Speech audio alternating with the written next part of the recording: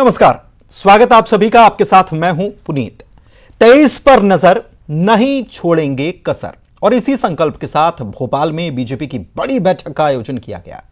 CM Shivraj Singh Chauhan का साफ संदेश था कि जीत बड़ी होनी चाहिए और बड़ी जीत को हासिल करने के लिए बड़े इरादे की भी जरूरत है।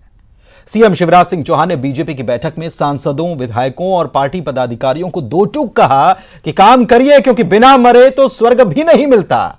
सीएम की नसीहत का साफ मतलब है कि 2023 विधानसभा चुनाव के लिए ग्राउंड पर मेहनत करने की जरूरत है और सभी को मिलकर काम करना होगा।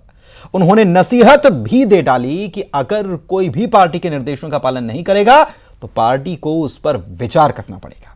इस बैठक से बीजेपी ने 2023 के रण का बिगुल फूंका है और अपनी सेना को तैयार हो जाने के लिए कह दिया है।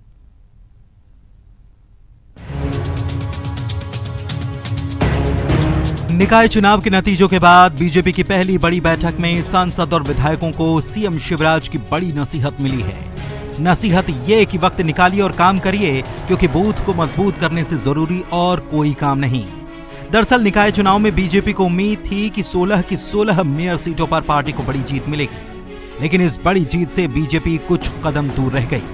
100% सक्सेस रेट की उम्मीद थी, लेकिन 74% ही हासिल हो सका। बीजेपी के खाते में 9, कांग्रेस को 5 और अन्य को 2 सीटों पर जीत मिली। पहले 16 निगमों में बीजेपी के मेयर थे, इस लिहाज से पार्टी को 7 सीटें गंवानी पड़ गई। हालांकि बड़ी तस्वीर की बात करें तो निकाय चुनावों में बीजेपी का वोट परसेंटेज अच्छा रहा और बंपर पार्षदों को भी जीत मिली है। लेकिन पार्टी की बड़ी बैठक में यह बात जरूर सामने आई है कि चुनाव में कुछ कमी रह गई। सीएम ने विधायक और सांसदों को दो टूक कहा कि बिना मरे स्वर्ग नहीं मिलता। सीएम ने निर्देश दिए हैं कि विधायक सिर्फ तय इलाकों तक सीमित न रहें, बल्कि हर बूथ पर जाएं। सीएम ने यह भी साफ कह दिया कि अगर किसी ने पार्टी के निर्देशों का पालन नहीं किया तो उस पर विचार करना होगा। उधर बैठक में नेताओं को सोच समझकर बोलने की नसीहत भी दी गई। हालांकि पार्टी के मुताबिक निकाय चुनावों में बीजेपी का वोट शेयर करीब 50% रहा है, जो बड़ी जीत है, लेकिन पार्टी का फोकस अब हर बूथ पर है। ऐसे ग्रामीण नगर निकाय के चुनाव में और जो वोट शेयर की बात भारतीय जनता पार्टी ने लगातार मध्य प्रदेश के अंदर की है, बूथ विस्तारक अभियान के माध्यम से, आज उसकी समीक्षा भी हमने की है। नगर निकाय में पार्षदों के चुनाव में भारतीय जनता पार्टी को 53% वोट मिला है। नगर पालिकाओं में भारतीय जनता पार्टी को 49.73% यानी लगभग 50% तक हम पहुंच गए हैं। नगर परिषद के चुनाव में भी हम 50% के लगभग हमें वोट शेयर मिला है। ये भारतीय जनता पार्टी की उपलब्धि, हमारे कार्यकर्ताओं की मेहनत। बीजेपी की बड़ी बैठक में सांसद, विधायक और पदाधिकारियों को टास्क भी दे दिया गया है।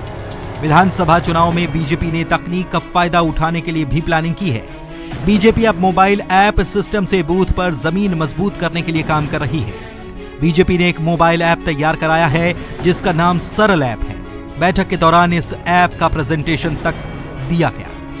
ऐप के जरिए सांसद और विधायकों से कमजोर बूथों की जानकारी भी मांगी जाएगी। कमजोर बूथों के कम से कम 30 मतदाताओं की पूरी जानकारी देनी होगी। इस ऐप में हर बूथ की जानकारी होगी, यहां तक कि मतदाता की जाति की जानकारी भी दर्ज रहेगी। उधर कांग्रेस ने बीजेपी के मोबाइल ऐप को लेकर निशाना साधा। एक तरफ जहां बीजेपी पंचायत चुनावों में बम्पर जीत का दावा कर रही है, वहीं कांग्रेस का कहना है कि नतीजों से बीजेपी निराश है।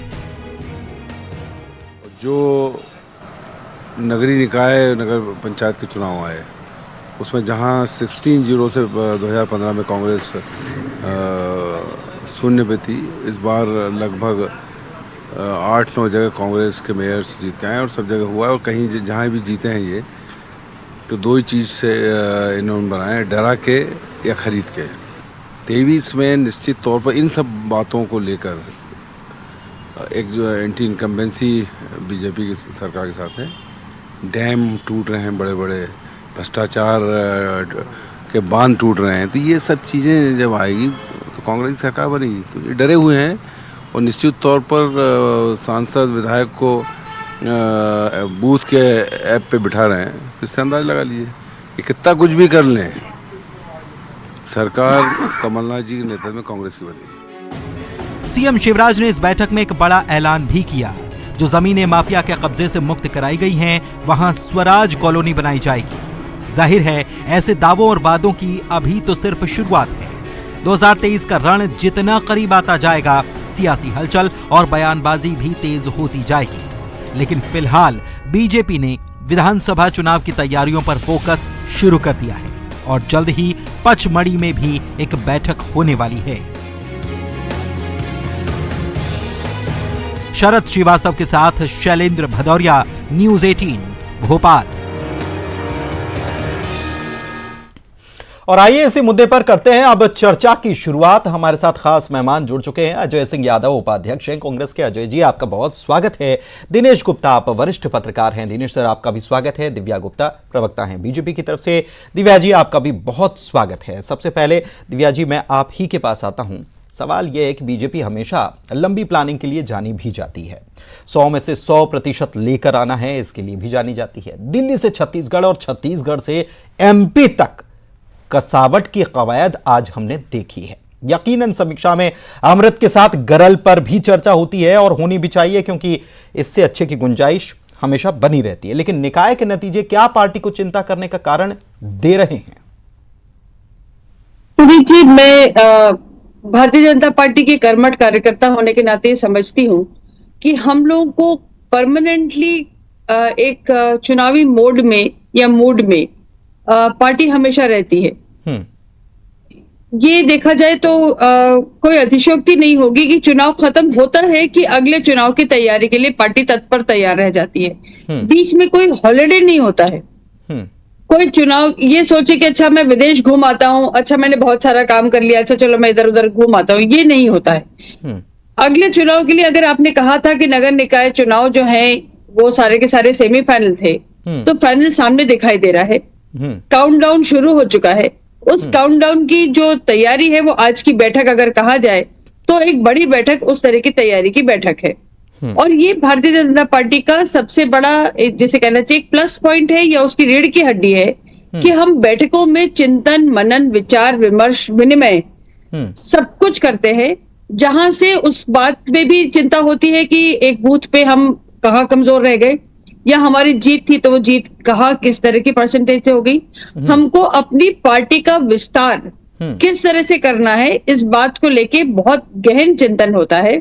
तो जो चिंतन करता है वो उसमें से जरूर अमृत निकल कर आएगा, ये बात तय है। तो आप यदि आत्मचिंतन नहीं करेंगे, उस बारे में एनालिसिस नहीं करेंगे और रेट्रोस्पेक्टिव एनालिसिस नहीं करेंगे, तब तक आप आगे नहीं बढ़ सकते। नहीं, लेकिन तो बहुत आवश्यक है। लेकिन चिंतन मंथन जब होता है तो केवल अमृत तो नहीं निकलता है, उसके साथ साथ तो विष भी निकलता है। और विष को कौन झेलेगा?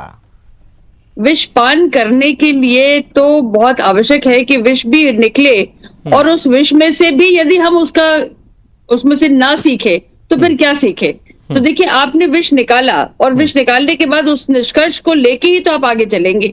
वही तो है कि जो कमियां आपको दिखाई देंगी, जो आपकी कहीं कोई त्रुटियां होंगी वो आपको दिखाई देंगी, जो खामियां होंगी वो दिखाई देंगी, तभी तो आप आगे बढ़ पाएंगे। लेकिन तो ये विष तो की बहुत चर्चा नहीं हो जरूरी रही है। विष की चर्चा नहीं हो रही है, क्योंकि 74% जीत मिली है निकाय में, उसके बावजूद सीएम ने कड़ी नसीहत दी है। और ये क्या बताती है? ये क्या बताती है, समझते हैं अजय जी से। अजय जी, देखिए पुनीत जी, मध्य प्रदेश में भारतीय जनता पार्टी राजनीतिक दल ना होकर एक प्रोपोगेंडा वाली प्राइवेट लिमिटेड कंपनी हो गई है। भले ही माल में कितने डिफेक्ट हों, आगे जाके कहते हैं बहुत अच्छा माल है। आप 16 में से 7 नगर निगम स्पष्ट तौर पर हार गए, जबकि 16 की 16 आपके पास थी। उसके बाद बीडी शर्मा कह रहे हैं बहुत जीत गए, पूरा भर गया, इससे ज्यादा तो जीत ही नहीं सकते थे। तो ये केवल और केवल प्रोपोगेंडा और इवेंट से ज्यादा कुछ नहीं है। मध्य प्रदेश की 11 जिला पंचायतों में कांग्रेस के अध्यक्ष बने। अगर प्रशासनिक हस्तक्षेप नहीं होता तो लगभग 25 जिला पंचायतों में कांग्रेस के अध्यक्ष होते। नगर निगमों में 5 हम स्पष्ट तौर पर जीते, 2 अदर्श जीते और 2 प्रशासन की दया से भाजपा जीती। तो केवल 16 में से 7 बची जो आप जीत पाए। 50% से भी नीचे आ गया आपका आंकड़ा। मध्य प्रदेश में जिस तरह के हालात हैं, जनता भारतीय जनता पार्टी को खारिज कर रही है। आज केंद्रीय भाजपा के नेतृत्व ने जो कदम उठाया है वो स्पष्ट दिखाई देता है। शिवराज सिंह चौहान जी को संसदीय दल में से बाहर कर दिया गया है। तो ये नगरीय निकाय और पंचायत चुनावों के परिणाम का ही तो पुरस्कार है जो शिवराज सिंह चौहान जी को मिला है। अगर अच्छे परिणाम होते तो मुझे नहीं लगता कि उन्हें बाहर निकाला जाता। उसी तरह से कैलाश विजयवर्गीय जी को भी पश्चिम बंगाल जैसा महत्वपूर्ण प्रभार से बाहर कर दिया गया है। दूसरी तरफ कांग्रेस पार्टी, हमारा संगठन प्रतिदिन आगे बढ़ रहा है। चुनावी राजनीति के हिसाब से कांग्रेस पार्टी की हर रणनीति सफल हो रही है। मिशन 2023 के लिए घोषणा पत्र समिति हमारी बन गई है। खुश रखने के लिए गालिब ये ख्याल अच्छा है। आप सोचते रहिए क्या जो बदलाव हो रहा है, सुनिए तो सही, मेरी तो सुन लीजिए। जो बदलाव हो रहा है कांग्रेस उसे अपने नजरिए से देख रही है, बीजेपी अपने नजरिए से देख रही है। पुनीत जी, नजरिया हमारा आपका नहीं हो सकता है। आंकड़ा होता है प्रीवियस आंकड़ा। आप 16 में से जहां 16 थे उसके बाद 7 बचे, हम 16 में से 0 थे और हम 5 पर आ गए। तो आंकड़ा तो स्पष्ट दिखाई दे रहा है कि जनता का झुकाव किसकी तरफ बढ़ रहा है। अब दिल बहलाने के लिए किसके ख्याल अच्छे हैं ये तो स्पष्ट दिख रहा है। जनता का रुझान हमारे साथ है। मध्य प्रदेश में कमलनाथ जी, ठीक है, कमलनाथ जी शामिल कर लेते हैं इस चर्चा में। विश्वसनीयता के नाम पर उभरे हैं। सर, ये सवाल हालांकि मैं बाद में करने वाला था, लेकिन सवाल अभी चूंकि अजय जी ने बात यहीं से शुरू की है तो हम यहीं से इस सवाल को भी लेते हैं। बार बार कांग्रेस ये कह रही है कि 16 नगर निगमों में से 5 हमारे पास आ गए और ये हमारी बड़ी जीत है, लेकिन ओवरऑल नगरीय निकाय को देखें तो उसके नतीजे कुछ और बताते हैं। क्या आज ही एक विधायक का हमने हेडलाइंस जब बताई तो उसमें विधायक जो हैं जबलपुर से, उनकी तरफ से बयान आया, कांग्रेस के विधायक वो कह रहे हैं कि पार्टी ओवर कॉन्फिडेंस में चली गई है। क्या ये ओवर कॉन्फिडेंस ही है कि 5 जीत गए और वो भी उसमें भी मेयर पद पर? कई में तो आपने अपनी निगम की टीम नहीं बना पाया, आप पार्षद उतनी संख्या में नहीं जीते। ये क्या बता रहा है कांग्रेस के लिए? देखिए, ये भी एक तरह के आप कह सकते हो ना कि दोनों दलों का अपना अपना प्रोपोगंडा है कि अपनी जीत को बड़ा करके दिखाना। आप देखिए, ये तो ठीक है कि कांग्रेस को नगरीय निकाय में महापौर के चुनाव में जीत मिली, लेकिन ये भी सही है कि उनके जो पार्षद जीतना चाहिए वो उतने नहीं जीते, ना नगर पालिका और नगर पंचायत के अध्यक्ष जीते। आप देखें ना कि जो कांग्रेस पार्टी के जो लोग सक्षम थे या जहां कोई रणनीतिक तौर पर कांग्रेस पार्टी को सफलता मिल सकती थी या भारतीय जनता पार्टी की जो रणनीतिक चूक थी उसका फायदा कांग्रेस पार्टी को मिला। शिवराज सिंह जी यही तो बात दोहरा रहे हैं, यही नसीहत दे रहे हैं कि आप जो स्थितियां हैं, यदि वो कांग्रेस जो है 5 नगरीय निकाय जो है किसी चूक के कारण जीत सकती है तो विधानसभा चुनाव का भी अनुभव है भारतीय जनता पार्टी के पास। 2018 में भारतीय जनता पार्टी भी बेहद आत्मविश्वास में थी, उसे तो उसने मान ही लिया था कि चौथी बार उसकी सरकार बनेगी। तो उसके लिए तो फूक फूक के कदम रख रहा है, क्योंकि जो सरकार बनी है 2020 में वो 2018 के जनादेश पर नहीं बनी हुई है। तो इसलिए उसकी चुनौती, बड़ी चुनौती है विधानसभा। और विधानसभा के लिए उसने जो अभी अपना टारगेट फिक्स किया है वोटिंग परसेंटेज का, तो उसको वो अचीव उसने किया है, जैसा वो नगरीय निकाय के आंकड़े में अध्यक्ष जी बता रहे थे। लेकिन चिंता वही है क्योंकि हर चुनाव में एक इशू अलग होता है, चेहरे अलग होते हैं, वोटर का जो है मूड अलग होता है। आप देखिए ना कि 2018 में भारतीय जनता पार्टी मध्य प्रदेश में चुनाव हार जाती है और 2019 में जब लोकसभा चुनाव होता है, मोदी जी के चेहरे पर होता है, तो वहीं कांग्रेस केवल 1 सीट जीत पाती है। तो जब स्थितियां जो है चुनाव के हिसाब से बदल जाती हैं, और नगरीय निकाय का चुनाव तो इतना छोटा चुनाव था जिसमें ये पता लगा कि कांग्रेस पार्टी का संगठन है कि नहीं, और भारतीय जनता पार्टी का जो संगठन है उसकी जो जिस तरह से अब ये चर्चा कर रहे हैं, क्योंकि ये एक तो अभी आज बैठक है, फिर जो है पचमढ़ी में भी बैठक होनी है।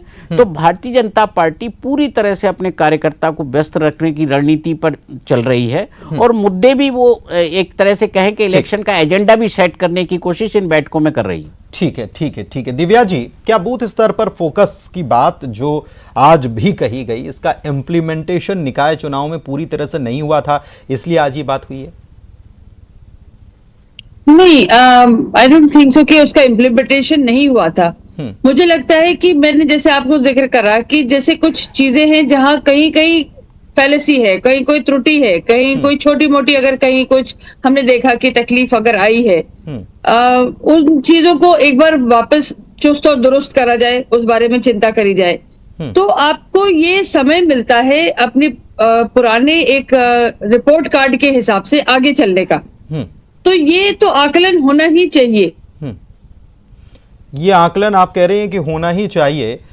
मैं चलता हूं, हमारे साथ दिनेश जी जो जुड़े हुए हैं। मैं दो बातें और कहना चाहूंगी। हाँ ठीक है, मैं आपके पास आऊंगा। दिनेश जी हमारे साथ जुड़े हुए हैं। कुछ नेटवर्क का एरर हो गया था। दिनेश जी, 16 में से 7 नगर निगम हाथ से निकल जाना ये कम झटके वाला नहीं कहा जा सकता। कभी जिसके 100% आते हों उसका परसेंटेज अचानक से इतना गिर जाए तो सवाल तो उठेंगे।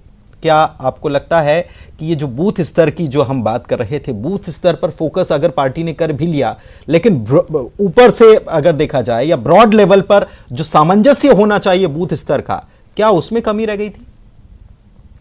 नहीं, उसमें बहुत सारी कमियां थी। आप देखिए ना कि आप यदि कैंडिडेट का सिलेक्शन को लेकर ही यदि डिस्प्यूट है, जैसे हमने देखा ना कि यदि जो है कहीं आम आदमी पार्टी या फिर निर्दलीय कैंडिडेट जीत रहे हैं और कहीं ना कहीं उनमें भारतीय जनता पार्टी का बैकग्राउंड है, तो सिलेक्शन ऑफ कैंडिडेट भी एक इशू है ना। जो यदि बूथ पे ठीक भी हो, आपने जो कार्यकर्ता की डिमांड थी उसके अनुसार चेहरा नहीं दिया, तो फिर आपका बूथ मैनेजमेंट कुछ नहीं कर सकता, क्योंकि कार्यकर्ताओं की जो डिमांड है वो कहीं ना कहीं जनता की डिमांड की तरह होती है। तो ये चूक तो हुई भारतीय जनता पार्टी से। उसी को लेकर तो ये लग रहा है कि जो विधानसभा चुनाव में यदि इसी तरह की चूक हुई, तो जो 2018 में नतीजे आए थे, जिस तरह की चूक, इसी तरह की चूक हुई थी कि कैंडिडेट सिलेक्शन में कुछ कैंडिडेट गलत सिलेक्ट हो गए, तो भारतीय जनता पार्टी के हाथ से सत्ता चली गई थी। तो वो उसी को लेकर वो ज्यादा चिंतित है और सतर्क है। आप देख रहे हैं कि लगातार ये जो बैठकें हो रही हैं वो 2023 को लेकर ही हैं। चिंता 23 को लेकर है, क्योंकि उन्हें उतने पता है कि कांग्रेस पार्टी का संगठन नहीं है। लेकिन जब एंटी इनकम्बेंसी हावी होती है तो जनता कांग्रेस के साथ खड़ी हो जाती है, क्योंकि 2 ही दल का सिस्टम है। अब तो आम आदमी पार्टी जो है एक मध्य प्रदेश में एक संभावना लोगों को दिख रही है, जिस तरह से कुछ स्थानों पर नतीजे आए हैं, तो वो भी एक चिंता का विषय है। क्योंकि दोनों जगह जो जरूरी नहीं है कि वो केवल कांग्रेस पार्टी को नुकसान करे, भारतीय जनता पार्टी को भी उससे नुकसान हो रहा है। ठीक है। सरल ऐप की बात कही गई अजय जी। बीजेपी ने कहा कि एक ऐप, उसका प्रेजेंटेशन भी दिया गया और सरल ऐप से जानकारी जुटाई जाएगी। क्या राय रख रही है कांग्रेस इसको लेकर? देखिए पुनीत जी, भारतीय जनता पार्टी और कांग्रेस में मूल अंतर है।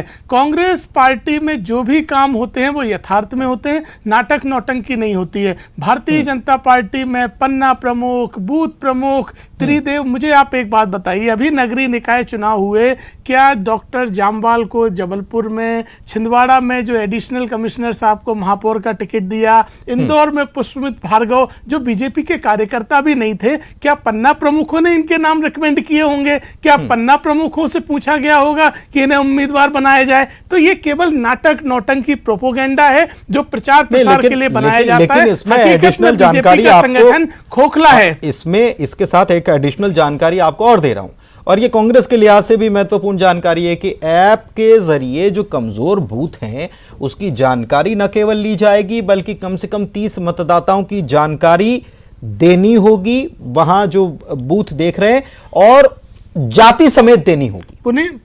पुनीत जी, मैं आपसे इसीलिए कह रहा हूं, इसी तरह मध्य प्रदेश में 30 लाख मिस्ड कॉल के फर्जी मेंबरों का घोटाला भी भारतीय जनता पार्टी कर चुकी है। तो ये ऐप बनाना, ऐप से जानकारी देना, ये तमाम नकली होती हैं।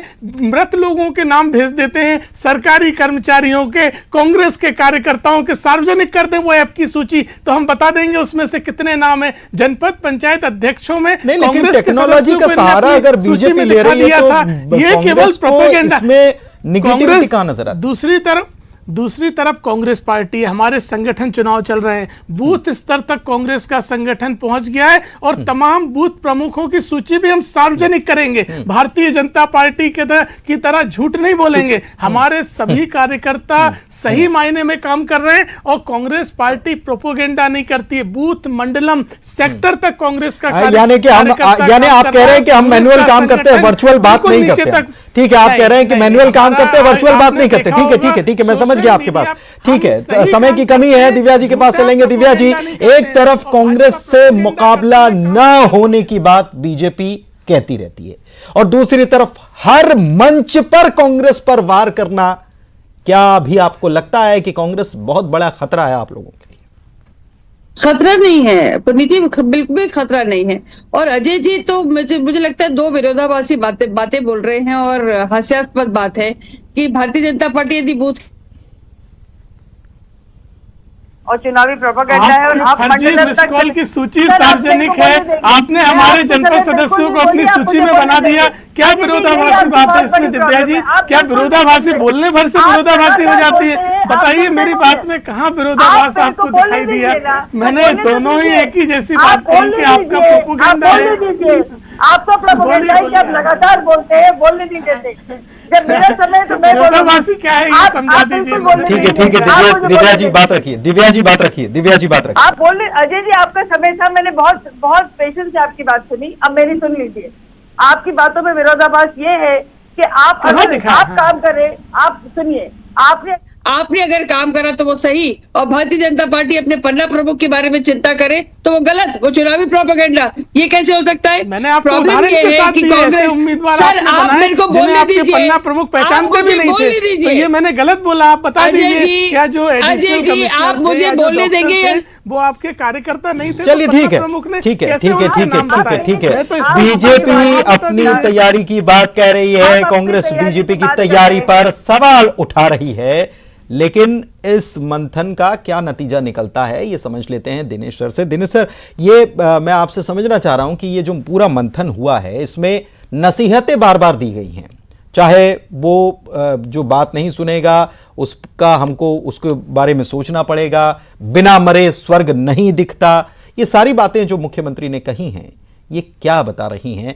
क्या निकाय में कमी रह गई पार्टी से, या फिर वो 100% अचीवमेंट वाला फॉर्मूला लेकर चल रही पार्टी? देखिए पुनीत जी, ये तो वो चेहरा है जो वो सामने रखना चाहते हैं, क्योंकि रणनीति कभी भी खुले में नहीं बनाई जाती। बिल्कुल, खुले में आप इस तरह की बातें कर सकते हैं, रणनीति के लिए एक अलग बैठक होती है जिसमें इतने सारे लोग नहीं होते। आप देखना, जिस सरल ऐप की बात कर रहे हैं उसमें सबसे एक महत्वपूर्ण फैक्टर है जिससे आप ये अंदाजा लगाएंगे कि भारतीय जनता पार्टी की रणनीति क्या है, कि उस ऐप में पोलिंग स्टेशन पर वोटर की जाति का भी उल्लेख है। हमारे यहाँ कोई जाति का उल्लेख वोटर लिस्ट में नहीं होता है, लेकिन भारतीय जनता पार्टी ने जो ऐप तैयार किया है उसमें आप देखिए ना कि जो है वोटर टू वोटर उन्होंने कहीं ना कहीं उसकी मैपिंग की हुई है कि ये किस कास्ट का है, तो इसको हमको किस तरह से इसको माइक्रो लेवल पर कि नहीं है, पार्टी माइक्रो लेवल पर जो माइक्रो लेवल पर पार्टी काम करने में जुटी हुई है। आखिर में बस यही कहूंगा कि जितना माइक्रो लेवल पर पार्टियां काम करती हैं, सरकारें भी उतना माइक्रो लेवल पर काम करें, स्थिति बहुत सुधर जाएगी। बहुत शुक्रिया आप तीनों मेहमानों का हमारे साथ चर्चा में शामिल होने के लिए, और इसी के साथ इस डिबेट में इतना ही। नमस्कार।